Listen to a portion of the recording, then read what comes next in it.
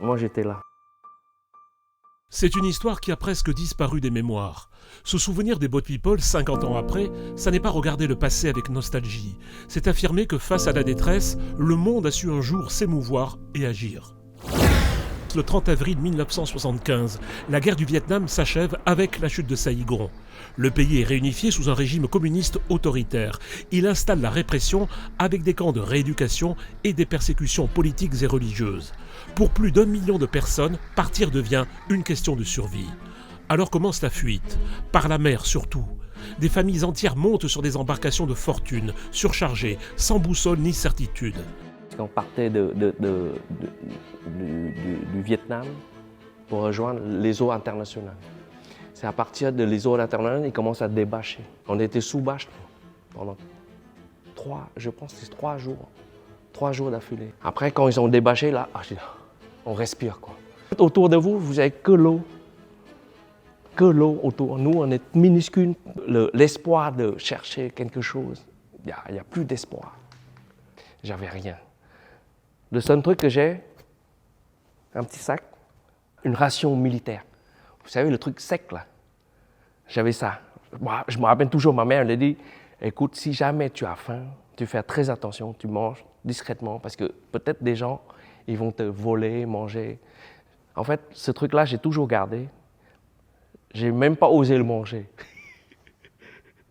J'ai même pas osé le manger.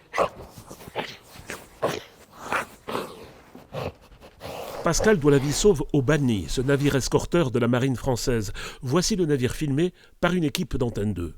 À son bord, 217 réfugiés qui réapprennent à délier leurs membres après des jours et des jours passés sur leur coquille de noix. C'est une grande première pour la Marine nationale, mais surtout pour le gouvernement français qui ne s'est jamais engagé aussi loin dans l'aide humanitaire aux réfugiés vietnamiens. Les 180 membres de l'équipage du Balni l'ont du reste bien compris, eux que l'on forme au métier de la guerre. Ils ont utilisé toutes les ressources de leur capacité militaire pour une mission dont ils sont ressortis très secoués, à commencer par leur commandant.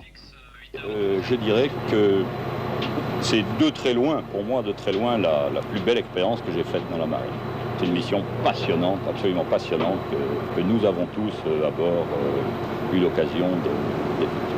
Vous auriez envie de recommencer? Moi, je suis partant tout de suite. Le 4e jour, c'est là qu'on a rencontré les Français. Et quand les Français sont venus, on a vu un point sur l'horizon, très loin.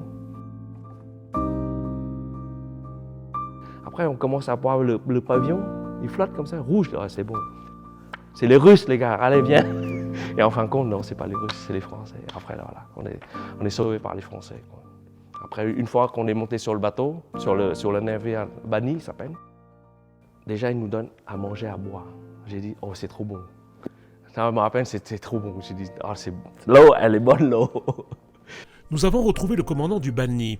Il se souvient des moments heureux sur le navire, mais aussi des embarcations trouvées vides après des attaques de pirates. Ils avaient appris très vite qu'il y avait des pirates dans le golfe de Siam. Pas dans la mer de Chine, mais dans le golfe de Siam.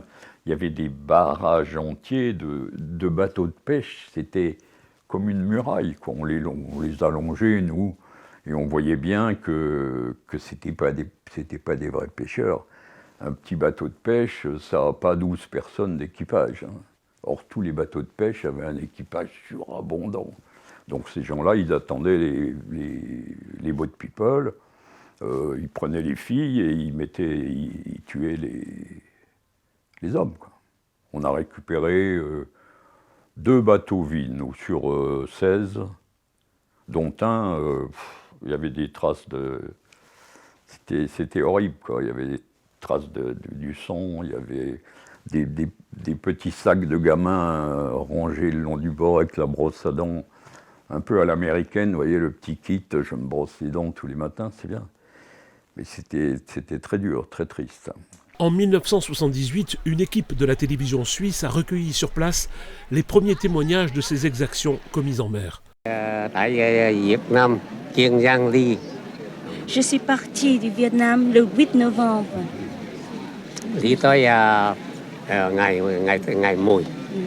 Jusqu'à minuit le 12, nous avons rencontré les pirates thaïlandais.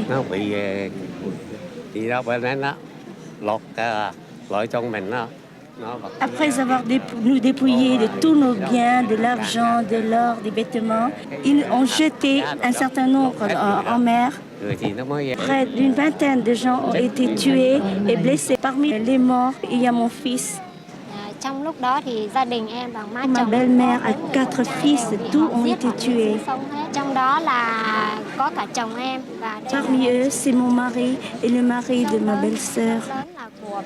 Combien de membres de sa famille elle a perdu? Chị đã mất bao nhiêu người trong gia đình?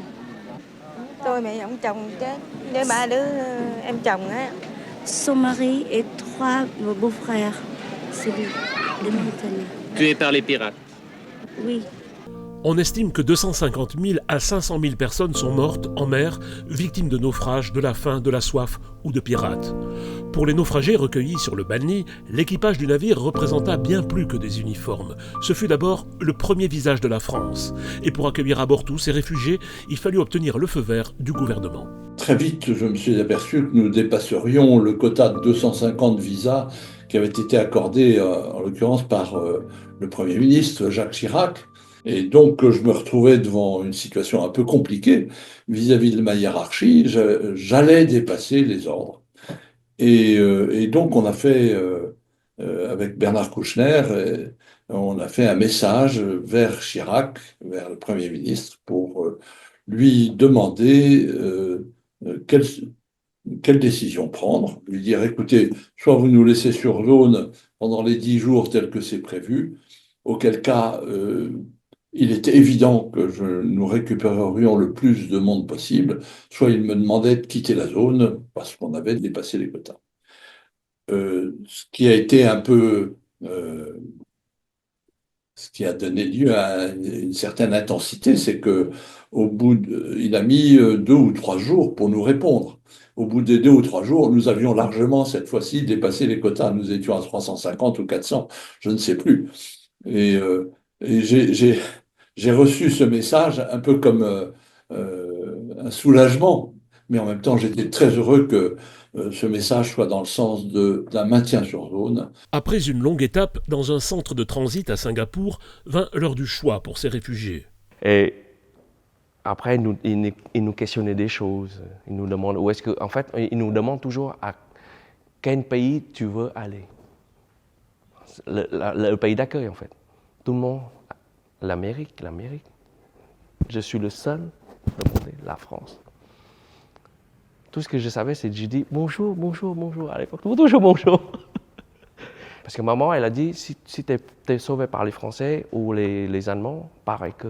Et pour celles et ceux qui choisirent la France, comme Pascal, c'est à Paris, dans le 13e arrondissement, quartier des Olympiades, que beaucoup de réfugiés vont s'installer. Beaucoup de Parisiens boudaient un peu les appartements qu'il y avait dans les tours, parce que ça ressemblait beaucoup à comme des cités de banlieue, et les Parisiens ne voulaient pas aller dans ces tours-là, donc c'était des appartements qui étaient vacants. Et à ce moment-là, il y a eu une grande arrivée, à peu près 130 000 à 140 000 boat people qui sont arrivés en France, et puis ils avaient un regard différent sur ces tours-là, parce que qui dit tour de grande hauteur dit aussi grandes villes en Asie comme Tokyo, comme Shanghai, comme Hong Kong, avec des grandes tours, donc avec des villes qui sont très développées, donc ils étaient attirés par ces tours-là, et tout de suite quand ils ont vu ce quartier-là dans le 13e avec des tours vacants, ils ont habité du coup ce quartier et ils ont commencé à développer des commerces et à faire vivre le quartier. Ça a un peu gratté à un moment donné, parce qu'il y a un remplacement d'un certain nombre de commerces. Et donc quand l'activité commerciale asiatique s'est beaucoup développée, qu'il y a eu des commerces remplacés, voilà. Il y a eu quelques réactions à l'époque, mais depuis, je ne sens rien de tel. Et c'est ainsi que le 13e arrondissement est devenu le plus grand quartier asiatique d'Europe. Mais l'accueil de réfugiés vietnamiens s'est aussi fait chez des particuliers. Direction la Belgique, où nous rencontrons la famille Dujardin, une famille au cœur large. En 1979, bouleversés par la détresse des boat people, Michel et Philippe décident d'accueillir chez eux non pas 1, mais 4 réfugiés vietnamiens. Il y a eu de la joie, tout de suite. Avec vos enfants aussi ? Ah oui. Parce que c'était 4 nouvelles personnes qui intégraient le foyer. Oui, mais non, les enfants étaient... Ils ont adoré nos enfants, oui, et c'était réciproque. Regardez la belle photo ici avec Là, Oui, ça donc, c'est il y a longtemps, il y a très longtemps. On a toujours aimé partager comme ça. Voilà, c'est le partage. Et ce n'est pas du tout parce qu'on est chrétien, non. C'est parce que... On croit dans les valeurs humaines. Voilà. 50 ans ont passé. Les Boat People ne sont plus un sujet d'actualité, mais leur trajectoire continue d'habiter des familles et des quartiers. Je pense qu'il y a des histoires très tristes, il y a des histoires heureuses. Il faut partager. Je pense qu'il faut faire connaître cette période-là pour les enfants qui sont nés ici. Mes enfants, pareil, c'est les Français, ils sont nés ici. Il faut qu'ils connaissent. C'est l'histoire, en fait. C'est une histoire. Donc, il faut transmettre ça. Je pense qu'il faut faire connaître nous, d'où on vient. On est parti de nulle part. On arrive ici, dans un pays d'accueil. La France nous a donné, en tout cas, la France m'a donné quoi? Une éducation, du boulot. Mes enfants, c'est pareil. Je pense que s'il n'y avait pas banni, je ne suis même pas là pour parler.